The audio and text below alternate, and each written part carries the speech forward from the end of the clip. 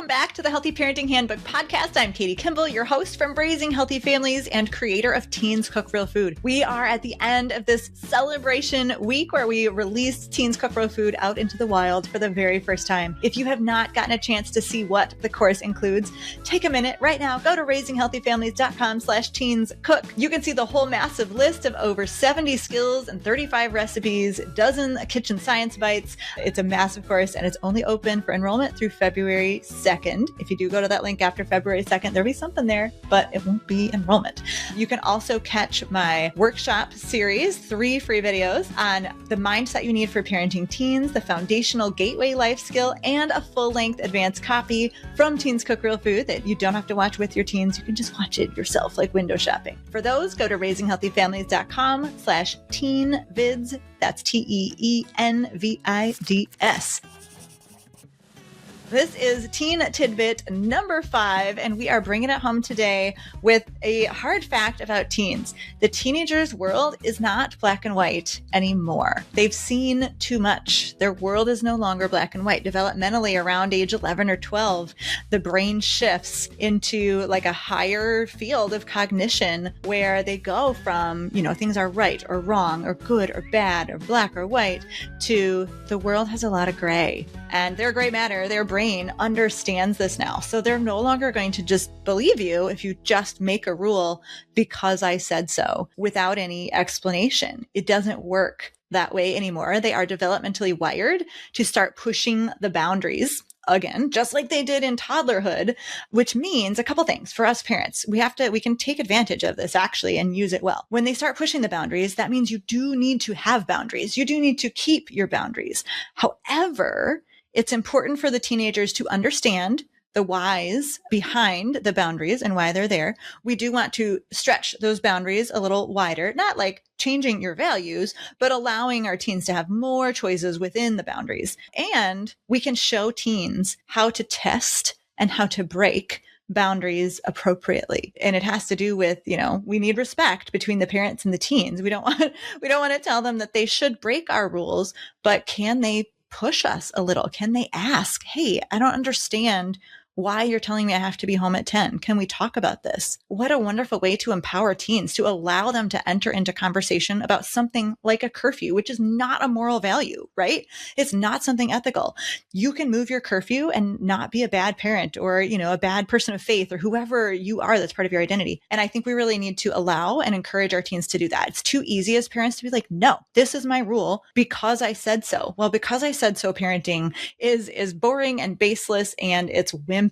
We have got to level up our parenting. So I think, again, cooking is a wonderful arena for this because it's a very safe way to help teens understand where you can push boundaries, where you can break rules, and where you can't. So when I was teaching Teens Cook Real Food, I look right at the camera or I look at the teens next to me all the time and I say, listen, sometimes I skip stuff. We're making a roast in the Instant Pot and I say, the recipes will all tell you to brown your roast first.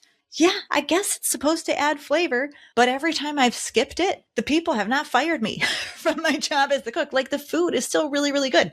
So that's something where I go, if you think you want to try to save time or cut a corner, test it out. When I talk about raw meat safety, now that's, again, always my funny example, like, oh, you can't break rules in raw meat safety, except that you kind of can. I used to work in a restaurant. And so I tell the teens, listen, USDA standards say this for how to thaw frozen meat or seafood. I've been in restaurants where they don't do that. They do other things. So how do you figure out where you can actually push that boundary? It starts with knowledge. It starts with the whys and the hows behind the rules. But I love it. There are different safe ways to thaw meat. There are many different safe ways to take a whole piece of produce and cut it up. We talk about how the box directions on pasta is not always that easy to follow. And if you don't use quite as much water as they say you do, guess what? Your pasta still turns out. And on and on and on. Teaching teens anything where you can give them choices and give them opportunities to push boundaries is wonderful. It's exactly developmentally where they are. We even learned some new rules that could be broken on camera. In the lesson on peeling, I thought, well, this is kind of a little kid lesson. Guess what? The guys I was with, the 2 male students in the class, both peeled a cucumber in the opposite direction as I would have done it. And it worked. So I'm like stopping their work. I say, oh my gosh, I've never seen a peeler used that way, but it works. So we just discovered, for me at least, I had my learning face on, and we were figuring out, oh, this is a rule that can be bent or broken. One of our teens asked if he could taste cumin, like the powder, off his finger. I said, sure. It was terrible. He almost fell over. It was so strong.